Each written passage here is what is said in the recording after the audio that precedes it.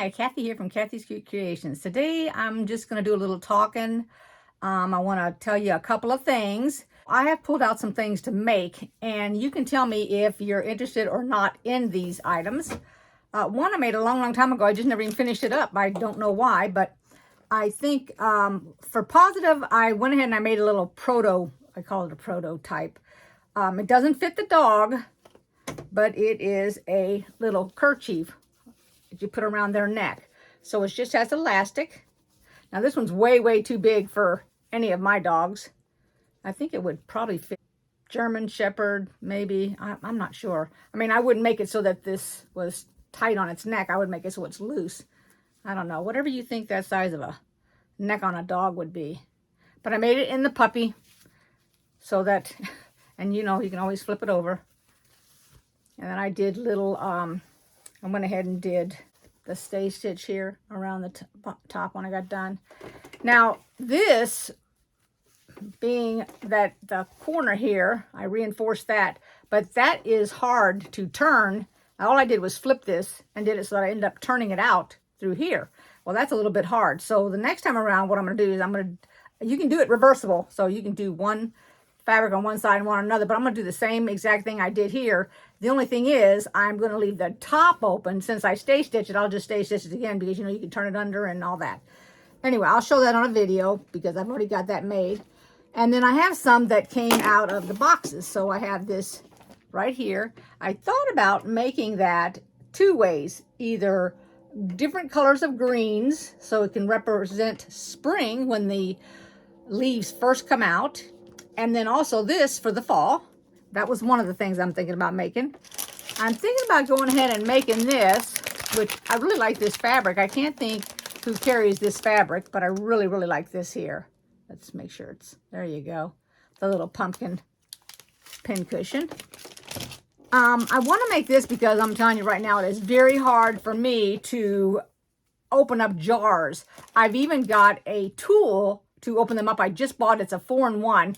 I've only used it one way right now, and as soon as you turn it and tighten it, the handle's like that long off of the jar itself, and it works because I've already used it a couple times. But this thing here, which was in the I can't even think whose box it is. I've been into so many boxes recently, but it's the Nifty Kitchen Gadget, and it's that there.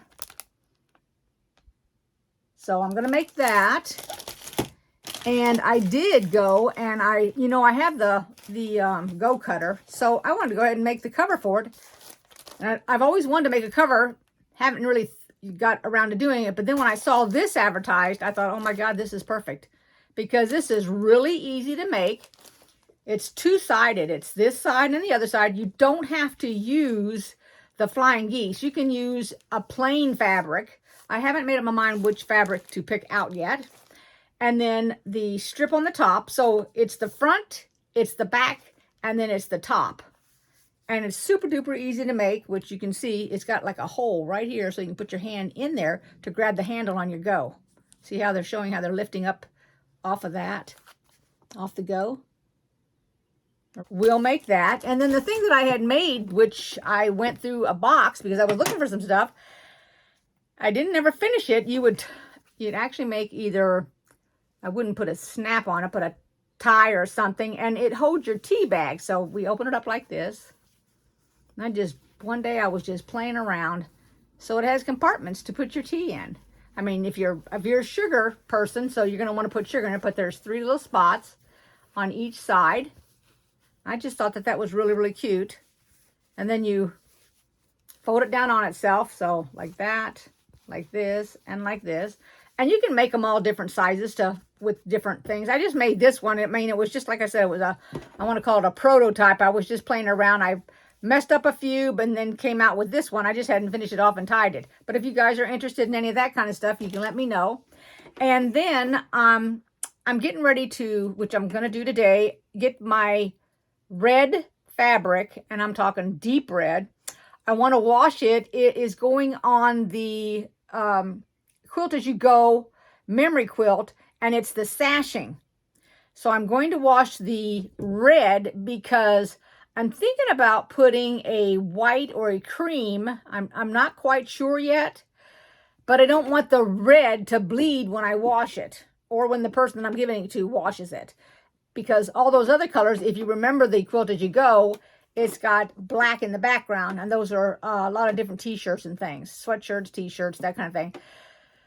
And I'm going to do the sashing a little bit different than you're used to, because normally you would, and I'm going to make this, I think I'm going to make it in rows to make it super duper easy so you can get it underneath your sewing machine when you, not quilt the sashing now, but when you do the outer part, which I haven't even cut it out. I haven't made up my mind yet whether I want it to be red or black, because the sashing is going to be red, and I could split the outside rim or trim, excuse me, the outside piece, which I haven't even decided yet what size to make it. Just like the sashing, I have not decided yet. I do have a, there's all different ways to make sashing. So I bought a tool, and I'll show it to you, and then I'll show you how I'm going to make it. And what I'll do is I will just literally show you how I'm going to make it. I don't know if they've got a kit, like I got a kit to make sashing, but I don't think that piece is big enough. But you can use a pin on your ironing board to make sashing, or you can just flat out make sashing. And so you're going to have a couple different ways to make it, and I'll explain that when we get ready to do that. So the last thing I'm going to talk about is that, and you probably already know it if you follow Fort Worth Fabric Studio, their Facebook and everything, they have a project coming out. It's coming out soon. I'm going to be getting the kit here in the next week or two. I've seen the finished product, and it is absolutely beautiful. And I love when I'm going to call it mix and match, because I don't know how to say it. I can't tell you how to make it or anything, so I can't tell you what they're mixing and matching, but I like it when they mix and match things. And that's what they're doing with this project. I don't know the size, the dimensions and all that. I don't know any of that kind of stuff. I don't have any privies to that yet. But as soon as I get it and everything, and I'm ready to show it, then we're going to, actually, we can go ahead and you can tell me in this video if you want, whether you want it or not. Just go ahead and say that you want the project that's coming up. This is the month of May, so just say, I want to vote for the one in May. I want that project. I mean, I can't tell you what it is. I can't tell you whether it's placemats. Excuse me. I've just ordered some really, really cute placemats. But anyway, that's a totally different video. I can't tell you whether it's table runner, because they've done table runners, they've done quilts, they've done, I'm trying to think of all the different things that we've done.